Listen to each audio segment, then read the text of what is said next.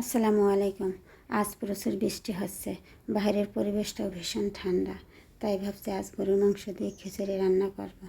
তাই আজ আমি আপনাদের সাথে শেয়ার করছি কীভাবে আমি গরুর মাংস দিয়ে খিচুড়ি রান্না করেছি। মাংসটা ভালোভাবে ক্লিন করে পানি ঝরিয়ে নিই, তারপর আমি প্রেসার কুকারে দিয়ে দিই।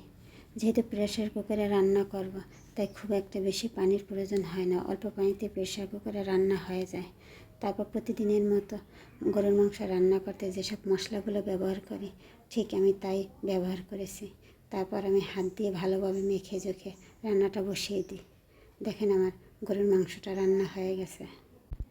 এরপর আমি অন্য একটি পাত্রে রাইস বসিয়ে দেবো। পাত্রের ভিতর পেঁয়াজ কুচি এবং রসুন কুচি, সেই সাথে সামান্য পরিমাণ কাঁচামরিচ অ্যাড করি।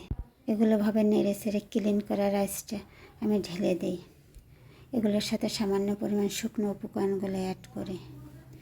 এরপরে প্রেসার কুকারে রান্না করা মাংসটা দিয়ে দিই। এগুলো দিয়ে ভালোভাবে নেড়ে ছেড়ে গরম পানি অ্যাড করি। গরম পানি দিয়ে ঢাকনা দিয়ে দিই। দেখেন আমার খিচুড়িটা রান্না কত সুন্দর হয়েছে, দেখতে অনেক সুন্দর।